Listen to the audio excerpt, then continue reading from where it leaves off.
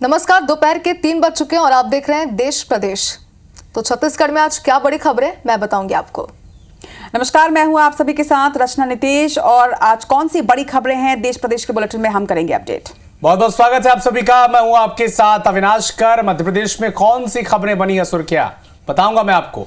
तो बुलेटिन की शुरुआत करेंगे भोपाल में ड्रग केस से चल रहे कार्रवाई में बड़े अपडेट के साथ। भोपाल में एमडी ड्रग केस में एक्शन लगातार किया जा रहा है। पुलिस ने गोडाउन मालिक को गिरफ्तार कर लिया। गोडाउन मालिक ने आरोपी अमित चतुर्वेदी को 5000 किराए पर दुकान दी थी, जहां से पुलिस ने एमडी ड्रग्स बनाने का कच्चा माल जब्त किया था। इधर आरोपी अमित चतुर्वेदी ने नौकरानी जो है उन्होंने ये खुलासा किया है। बताया कि अमित चतुर्वेदी ने कितने बजे के घर विदेशियों का आना जाना था। आरोपियों के घर लंदन और अमेरिका से विदेशी मेहमान आते थे। अमित के बेटे और बेटी भी लंदन में पढ़ाई कर रहे हैं। वहीं आरोपी अमित की पत्नी कानपुर की रहने वाली हैं, जो पति की गिरफ्तारी की खबर सुनकर कानपुर फरार हो गई हैं। तो ये उनकी नौकरानी है अमित चतुर्वेदी, जिनके घर दबिश दी गई थी, जहां से कच्चा माल बरामद किया गया था। ये कह रही है कि अमित चतुर्वेदी के घर विदेशों के मेहमान आते थे, विदेशी मेहमान आते थे लंदन और अमेरिका से। चूंकि क्रिप्टो करेंसी से इस कच्चे माल की खरीदी के लेन देन के सबूत भी मिले थे और ऐसा माना जा रहा था कि दुबई और लंदन यूके तक किसकी सप्लाई होती थी। और इसी से जुड़ता ये लिंक, जहां पर अमित चतुर्वेदी की नौकरानी कह रही हैं कि कई विदेशी मेहमान भी अमित के घर आते थे और उनकी जो वाइफ हैं अमित की, वो अब गिरफ्तारी की खबर सुनकर कानपुर भाग गई हैं। भैया थे यहाँ पे अंदर, खाना खा के गए। इधर उत्तर प्रदेश के कानपुर में नशा कारोबार के खिलाफ बड़ा एक्शन लिया गया है। कानपुर में गांजा तस्कर और पुलिस के बीच मुठभेड़ हुई है। बताया जा रहा है कि दोनों तरफ से फायरिंग हुई और इस जवाबी फायरिंग में 2 गांजा तस्करों के पैरों में गोली लगी है। दोनों घायल तस्करों को फिलहाल अस्पताल में इलाज के लिए भर्ती कराया गया है। वहीं ये कानपुर के महाराजपुरा थाना क्षेत्र का मामला बताया जा रहा है।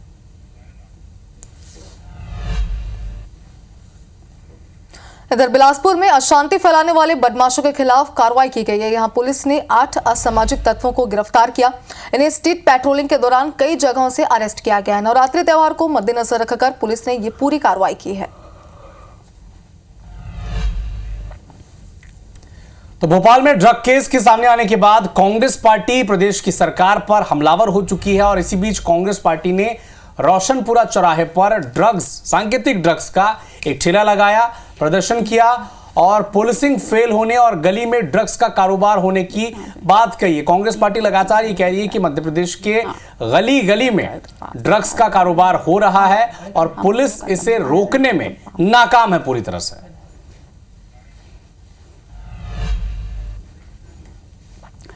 हरियाणा और जम्मू कश्मीर में मंगलवार को नतीजे सामने आ चुके हैं। हरियाणा में भाजपा 48 सीटें जीतकर रिकॉर्ड तीसरी बार सरकार बनाने जा रही है। बताया जा रहा है कि नायब सिंह सैनी हरियाणा के सीएम होंगे। उनका शपथ ग्रहण 12 अक्टूबर को यानी विजयदशमी के दिन होगा। इधर जम्मू कश्मीर में 10 साल बाद हुए चुनाव में जम्मू कश्मीर नेशनल कॉन्फ्रेंस और कांग्रेस गठबंधन सरकार बनाने जा रही है। 54 साल के उमर अब्दुल्ला सीएम होंगे और उनकी शपथ की तारीख फिलहाल तय नहीं की गई है। कांग्रेस और नेशनल कॉन्फ्रेंस गठबंधन ने 48 सीटें हासिल की हैं, वहीं भाजपा 29 सीटों पर जीत सके। और रायपुर के दक्षिण विधानसभा में उपचुनाव की तैयारियां तेज हो गई हैं। राजनांदगांव के कांग्रेस नेताओं ने रायपुर दक्षिण सीट पर अपनी दावेदारी की। सचिन पायलट और दीपक बैठ से मिलकर टिकट की मांग की है। यहां से आफ्ताब अहमद को उतारने की मांग की जा रही है। इधर बीजेपी में रायपुर दक्षिण विधानसभा से राजीव वोरा के दावेदारी की भी चर्चा है। राजीव वोरा दिवंगत मोतीलाल वोरा के भतीजे हैं। दावेदारियों की सुगबुगाहट के बीच पूर्व मंत्री श्री डहरिया का भी बयान सामने आया। आइए आपको सुनवाते हैं कि उन्होंने क्या कहा है। माननीय दीपक बैठ जी नांदगांव आए थे। हमने उनसे मांग रखी कि 3 बार प्रत्याशी रायपुर से आगे चुनाव लड़े थे, हमको भी एक बार नांदगांव के प्रत्याशी को मौका दिया जाए। जिस तरह से 3 बार रायपुर से प्रत्याशी आगे चुनाव लड़ा, उसी तरह रायपुर नांदगांव से डॉक्टर आफ्ताब वाला को टिकट दी जाए रायपुर दक्षिण से। दावेदारी करने में कहीं कोई दिक्कत नहीं है। पूरे प्रदेश के लोग दावेदारी कर सकते हैं, दावेदारी करना चाहिए। और कांग्रेस पार्टी जो जीतने लायक कैंडिडेट है उनको टिकट देगी तो अच्छी बात है कि वहाँ लड़ने के लिए हमारे प्रदेश के और लोग भी इच्छुक हैं। ये तो कांग्रेस पार्टी के लिए अच्छी बात है। मध्य प्रदेश सरकार के कृषि मंत्री हैं इंदल सिंह कंसाना। उनके गृह जिले मुरैना में पिछले एक हफ्ते से खाद की किल्लत बनी हुई है। किसान सुबह से खाद बिक्री केंद्रों के बाहर लाइन में दिखते हैं और ऐसा ही नजारा अनाज मंडी स्थित खाद्य वितरण केंद्र के बाहर भी देखने को मिला है। बड़ी संख्या में किसान खाद लेने के लिए पहुंचे, इसमें महिलाएं भी शामिल हैं। खाद के लिए टोकन बंटना शुरू हुआ था, लेकिन तब तक किसानों ने हंगामा शुरू कर दिया। इस पूरे विषय पर अब कृषि मंत्री इंदल सिंह कंसाना कहते हैं कि जिले में खाद की कोई कमी नहीं है, किसे खाद चाहिए वो मुझसे बात कर ले। लेकिन किसान कह रहे हैं कि उन्हें यूरिया चाहिए और उन्हें डीएपी की पर्ची थमाई जा रही है। कोई खाद की किल्लत नहीं, किसको कितना खाद चाहिए मुझे बताओ, पूरा खाद मिलेगा। मैं कह रहा हूँ कोई कमी नहीं है खाद की। जम्मू कश्मीर में मिली जबरदस्त जीत के बाद उमर अब्दुल्ला ने 370 की बहाली पर एक बयान दिया है। 370 के मुद्दे पर उमर अब्दुल्ला का कहना है कि 370 हटाने वालों से बहाली की उम्मीद नहीं की जा सकती। ऐसी उम्मीद करना जनता के साथ धोखेबाजी होगी। हमारी कोशिश हमेशा जिंदा रहेगी। हम कभी 370 पर खामोश नहीं रहेंगे। हुकूमत बदलेगी तो हम बैठकर बात करेंगे। हमने कभी ये नहीं कहा कि हम 370 पे खामोश रहेंगे या 370 हमारे लिए अब मुद्दा रहा नहीं, लेकिन हम लोगों को बेवकूफ़ बनाने के लिए भी तैयार नहीं है। उन लोगों से उम्मीद करना जिन लोगों ने 370 हमसे लिया कि हम उन्हीं से वापस हासिल करेंगे, वो बेवकूफ़ी है। वो लोगों को धोखा देने के बराबर है। हम लोगों को धोखा देने के लिए तैयार नहीं है। उम्मीद करेंगे कि आज नहीं तो कल मुल्क में हुकूमत बदलेगी, निज़ाम बदल जाएगा। ऐसी हुकूमत आएगी जिसके साथ हम बैठ के इस मुद्दे पे बात कर सकेंगे और कुछ ना कुछ जम्मू कश्मीर के लिए हासिल कर सकेंगे। और बीजापुर में नक्सली अब सॉफ्ट टारगेट ढूंढ रहे हैं और अब उनके निशाने पर बीजेपी नेता हैं। नक्सलियों ने बीजेपी सदस्यता अभियान में जोर शोर से लगे बीजेपी नेताओं को धमकी दी है। मदेड़ एरिया कमेटी के सचिव बुच्छन के बीजेपी के 2 नेताओं भोपाल पत्तनम मंडल अध्यक्ष यालम वेंकटेश्वर और युवा मोर्चा नेता बिलाल खान को पार्टी छोड़ने का फरमान सुनाया। मामले पर गृह मंत्री विजय शर्मा ने कहा कि नक्सली निर्दोष लोगों को मारने की योजना बना रहे हैं। वे अब सॉफ्ट टारगेट ढूंढ रहे हैं, लेकिन मैं स्पष्ट कर देना चाहता हूं कि छत्तीसगढ़ में नक्सल निर्धारित समय में नियंत्रित हो जाएगा। यही गड़बड़ है इनका। सॉफ्ट टारगेट खोज रहे हैं, निर्दोषों को मारने की योजना बना रहे हैं। ऐसे होने नहीं दिया जाएगा। और ये कैसा वाद है, ये कैसा उनका संघर्ष है जिसको संघर्ष अपना कहते हैं, ये क्या है? ऐसे नहीं होता है भाई। अगली खबर इंदौर से है, जहां युवक से उसके ससुराल वालों का विवाद इतना बढ़ गया कि ससुराल वालों ने दामाद की बेदम पिटाई कर दी। पिटाई से युवक की गर्दन की हड्डी टूट गई और उसे अस्पताल में भर्ती कराना पड़ा। बताया जा रहा है कि युवक की पत्नी से विवाद चल रहा था और उसके बाद ससुराल वालों ने उसकी पिटाई की है।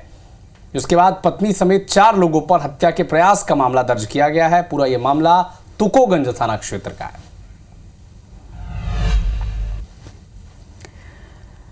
जम्मू कश्मीर में आतंकियों की ओर से अगवा किए गए सेना के जवान का अब शव मिला है। जवान का शव अनंतनाग के जंगल से बरामद किया गया। सूत्रों ने यह पुष्टि की है कि जवान के शरीर पर गोलियों के कई निशान हैं। जवान की पहचान हिलाल अहमद के तौर पर की गई।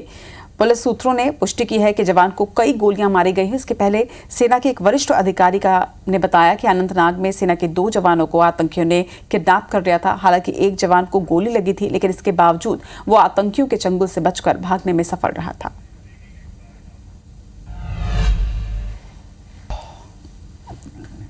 इंदौर के निपानिया के गरबा पंडाल में युवक की पिटाई का मामला सामने आया। बताया जा रहा है कि युवक मुस्लिम था और अपना नाम बदलकर वो गरबा में शामिल होने पहुंचा था। जिसके बाद जानकारी मिली तो बजरंग दल के कार्यकर्ताओं ने युवक को जमकर पीटा। युवक देवास का रहने वाला बताया जा रहा है। सूचना मिली तो लसुड़िया थाना पुलिस भी मौके पर पहुंची और फिलहाल वो जांच में जुटी हुई है। पश्चिम बंगाल में ट्रेनी महिला डॉक्टर से दुष्कर्म और हत्या के विरोध में देश भर के डॉक्टर आज भूख हड़ताल कर रहे हैं। डॉक्टरों के संघ ने सोमवार को एक बैठक की थी, जिसमें 9 अक्टूबर से भूख हड़ताल शुरू करने का फैसला लिया गया था। विरोध प्रदर्शन को federation of India medical association यानी FAIMA ने समर्थन दिया है। इस बीच कोलकाता के आरजीकर मेडिकल कॉलेज अस्पताल के करीब 50 वरिष्ठ डॉक्टरों ने पद से इस्तीफा भी दे दिया है। पीड़िता के माता पिता भी मंगलवार शाम से धरने पर बैठे हैं। वहीं बंगाल सरकार ने डॉक्टरों से काम पर वापस लौटने की अपील की है।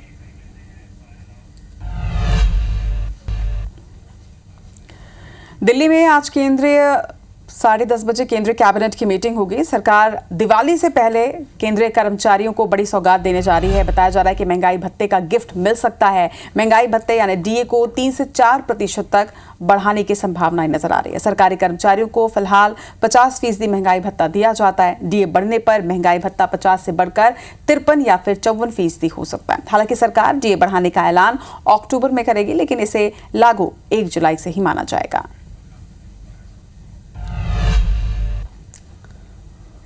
खबर रतलाम से है, जहां के सराफा बाजार में एक व्यापारी साथी व्यापारियों का करीब 4 किलो सोना लेकर फरार हो गया। सोने की अनुमानित कीमत करीब 3 करोड़ रुपए आंकी जा रही है।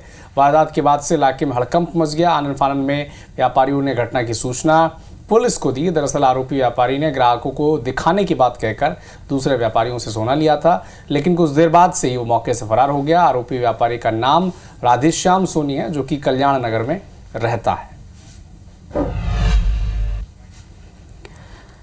देश प्रदेश के इस ब्रश में फिलहाल इतना ही, लेकिन लगातार खबरों से अपडेटेड रहने के लिए आप देखते रहिए IBC 24। हम तीनों को दीजिए इजाजत। नमस्कार।